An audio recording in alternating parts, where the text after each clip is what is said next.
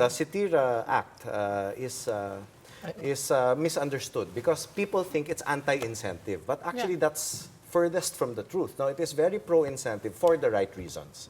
As long as the incentives are performance-based, if an investor says they will create jobs, then if the jobs are created, they deserve their incentives. If they will bring research and technology to the Philippines that otherwise would not have come here, the incentives are deserved. If they move economic activity outside from the highly urbanized areas to lagging locations, they deserve When do we start? Unang-una, kahit wala yung CITIRA, pag tiningnan mo to, even without incentives, I think that this is a chart. This red one, this black one is FDI. This red one is PESA. This blue one is BOI. So in you can see that hindi naman talaga incentives ang hinahabol. Very clear. Very clear. So parang FDI is coming. That is the bottom line. without incentives. Yes. So they're coming for something else. It's a huge domestic market. It's our growth rates that's actually attracting them. Yun ang kagandahan ng CITIRA. Number one, actually the package is actually very exciting. It's probably one of the best in the region. Kasi if you compare it, let's say, to Vietnam, ako, nagulo na natin. Daming files Sige. Basically, ang main features po ng CITIRA is the first one, the most important Important one is is that it lowers the corporate income tax rate for a vast majority of companies. Which in is the why a Philippines. lot of the companies are supporting it. From 30% to 20%. Yeah. And the version that the House approved is 1% next per year. instead of 2% every 2 years. So immediately, mas maaga. Mas yung maaga. pagbaba. Okay. Inagaan namin para maramdaman kagad. Kasi based on SEC data, 87% ng mga savings na ganyan, nire-reinvest po ng mga domestic corporation. There are 982,000 domestic corporation who pay 30%. So, babalik ka agad, no? Binabalik. And Yes. yun po ang nagkikreate ng jobs. I see. Pangalawa, pag tinignan mo po yung total impact niya over, let's say, first 5 years, 500,000 jobs ang makikreate niya. Over the term of 10 years, 100.566 million jobs ang makikreate po ng corporate income tax reduction. And third, if we don't do it, these people will relocate. So on one hand, sa pagbaba ng corporate income tax rates, which is currently the highest in the ASEAN region at 30%, the average is 22.5%.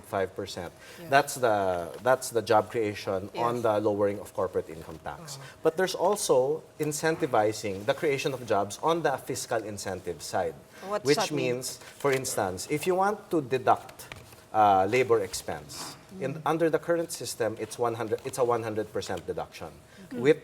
Under CITIRA, it's 150% deduction. If you're going to invest in training for your workers, under the current regime, it's 100%. So deductible siya ng 100. Yes, we're proposing a 200% deduction for training under CITIRA. Oh, wow. No? And other things that are pushing in those directions. Parang So, GCTA yan, may extra credit ka pagka nagtuturo ka. Actually, para mas maklaro natin kung ano po yung bagong investment regimes, investment incentive regime natin. Ito lang po. Pag outside Manila ka, may 10 years ka.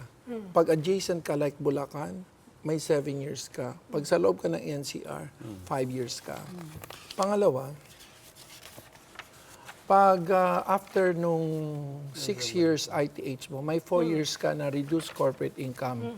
Yan po, halos bababa ka ng 13%. Kaya nga, yung 7% GIE na ino-offer nila, mas mataas pag doon sa isisingil namin actually sa kanila. Kaya hindi ko alam kung saan sila nanguhugot. Ang pangalawa, nandun na po yung bibigay sa probinsya at sa munisipyo. So ang net sa gobyerno is only 15%. That's in lieu of all taxes. Sabi kasi nila, ayaw nila makipag-deal sa LGU. Pangatlo, ano ba mamadididak nila doon sa reduced CIT?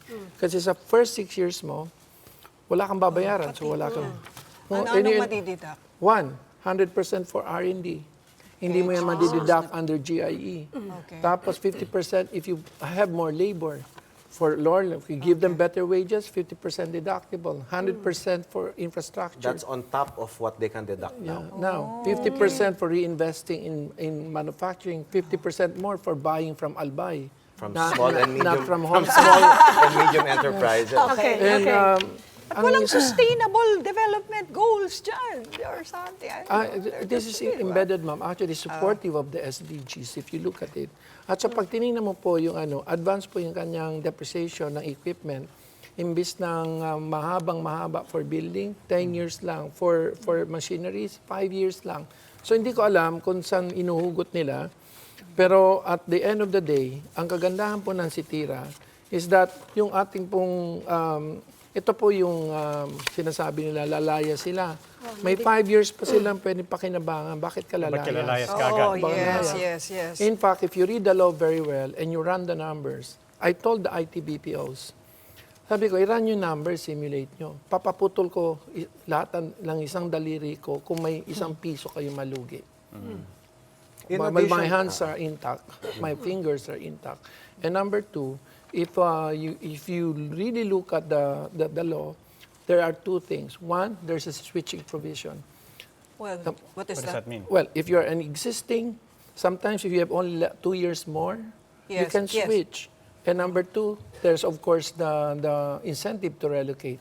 And ang mas compelling po dito para po dito sa new incentive and investment regime ng CITIRA is it covers 64% of the gross value added. They are eligible. When you say incentive to relocate, you mean, let's say, from Metro urban Manila. center to outside, Yes, where mas if you- mahaba Yun yung, yung mas switch. mahaba yung, Ahaba kagad yung Yeah. kanila. And number two, 64% ng lahat po ng economic activity dito covered, eligible under SIPP, Strategic Investment Priorities Plan. Ang hindi lang kasama simento and lahat ng mga domestic market operation like SM Mega Mall, siyempre hindi niya mga kasama. Nandito na sila dati. Pangatlo, meron kami parang promo program. Nangako sila na lahat a-approvean sa unang 3 taon. Para mapasiguro, para lalayas pa ba kayo? Iiwanan niyo pa ako? So mabubuwag na yung export processing zones. Hindi naman po, nandun pa rin po sila. They will just be IPAs. They will process the application. They'll bring it to the FIRB. And the FIRB will make sure that we use the same menu. Yan na yung And for- standard. and- Kasi sa ngayon, we have Yeah. we have 13 investment promotion agencies, and they each have their own menu of incentives. So what investors do is they go. yeah. So Mamili they na also lang compete. sila. So Mamili they na also lang compete sila. amongst themselves. That's right. So it's a race to the bottom in a sense. Yeah. Kasi Pabagsak padamihan na ng pabagsak yung insentibo. yeah. So what we want to do is have one menu for all. Okay. And kung di pa rin talaga, and it's a big ticket account, there is a provision there which grants the president the authority to essentially do everything to get a particular investment. Okay. Give land, give discounts, give a lot of things because, but of course, we expect the president to use that authority sparingly. For a particular scale. Like if Facebook is making, let's say, a $5 billion investment, of course we want to go for it because it is compatible with our resources.